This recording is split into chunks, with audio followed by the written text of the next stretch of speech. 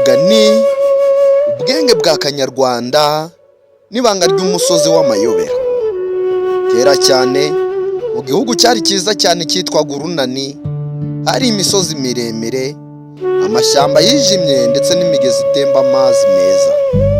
Abaturage baho babagaho neza, ariko mu mitima yabo habagamo ishyari n'irushanwa ridafite umumaro. Umwami w'icyo gihugu yitwaga Rwagasana wa kabiri, yari umwami wubahwa ariko akagira agaciro, ndetse akagira n'ikibazo abantu be bari baratangiye kwitana ba mwana, buri wese ashaka kwigwizaho ibyiza wenyine. Umudugudu wa kure witwaga Nyamugari habaga umusore witwaga Kanyarwanda. Yari umukene cyane, atuye mu kazu gato k'ibyatsi hamwe na nyina wari ugeze mu zabukuru.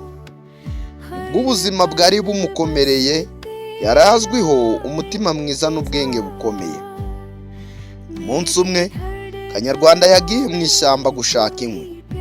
Yari atekereza ku buzima bwe bukomeye, ariko akumva adakwiye gucika intege.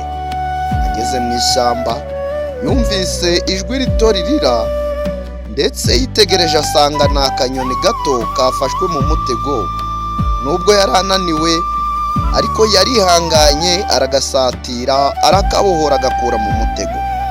Ako kanya akanyoni karamubwiye kati, ngiriye neza utazi uwo ndiwe. Igihe kizagera kimwe nanjye nzagutabara, nugira ikibazo uzanyibuka untabaze. Nuko Kanyarwanda yaratangaye cyane, arangije arisekera, ariko nanone ntiyanabyitaho cyane. Nuko yifatira ingwi, nubwo yari ananiwe ariko aritahira.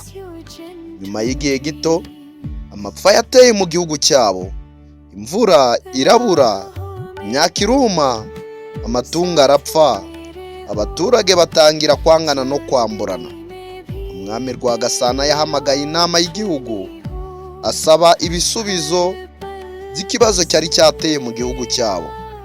Abakire n'abanyabwenge benshi batanze ibitekerezo bikomeye, ariko bitagize icyo bitanga. Kanyarwanda, nubwo yari umusore utazwi, yagiye ibwami aravuga ati, mwami wanjye, dukeneye ubumwe. Abafite byinshi bafashe abafite bikeya. Abantu benshi baramusetse cyane, baramubwira ngo nta mwana w'umukene utanga ibitekerezo bizima. Umwana w'umukene nta bwenge agira, ko yakagize ubwenge bwo kwivana mu bukene. Kubera agahinda kenshi, Kanyarwanda yagiye ku musozi witwaga Rwinyoni.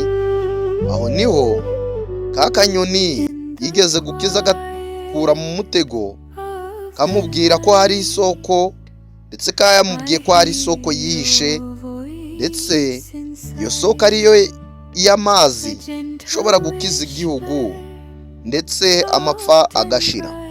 Ariko nanone kahise kamuburira, karamubwiye ngo nubwo isoko ihari, nuhitamo kujya kuyireba uzahura n'ibigeragezo bitatu. Ikigeragezo cya mbere ni ubwoba, ndetse n'uburiganya, ndetse n'irari. Mu rugendo rwe, Kanyarwanda yahisemo gufata uwo mwanzuro wo kujya gushaka uwo mugezi. Yahuye n'inyamaswa z'inkazi, ariko kubera ko yari yaraburiwe ko azahura n'ibintu bimutera ubwoba, yarazitsinze kubera umutima ukomeye n'uwihangana ndetse unatuje. None ikindi, yahuye n'umucuruzi washakaga kumushuka amuha zahabu ngo urugendo arureke, ariko Kanyarwanda yarabyanze, yanze kuba igisambo kuko yari yarabiburiwe n'akanyoni. Yageze ku isoko ry'amazi, ariko ahura n'abandi bashakaga kuyagira yabo, abereka ko amazi agenewe abantu bose. Amaherezo yabonye isoko y'amazi yihishe, yagarutse ibwami bidatinze. Bamwe ntibamwemeye, ariko umwami kubera ubukene bari bukabije, ndetse kubera ko yari yabuze uko agira nta kintu yakora, yemeye kumwumva. Abaturage bafatanyije gucukura imiyoboro, amazi atangira kuhira igihugu, ndetse imyaka yareze, amatungo arabyibuha, abantu bongera kubana neza. Umwami yahise agira Kanyarwanda umujyanama mukuru, amuha inshingano zo kwigisha abantu ubumwe n'ubufatanye. Kanyarwanda akomeje kubaho ubuzima bworoheje, adahindurwa n'icyubahiro. Abantu bigishijwe ko nanone igikorwa gito cy'ubugwaneza gishobora guhindura amateka. Uwiswe mutoya ashobora kugira ibitekerezo bikomeye by'abakuze. Ubumwe n'urukundo bituma igihugu gikomera. Bavuga ko akanyoni gakomeje kuririmba hejuru y'ingoro y'ubwami, kereka abantu ko ineza itagipfa gusa. Uyu mugani uratwigisha iki? Ineza n'ubufasha bigaruka kenshi, ubumwe buruta ubukire. Ubwenge nyakuri uva ku mutima mwiza. Abakunda cyane iyo bagezagaho uyu mugani ni Fabien.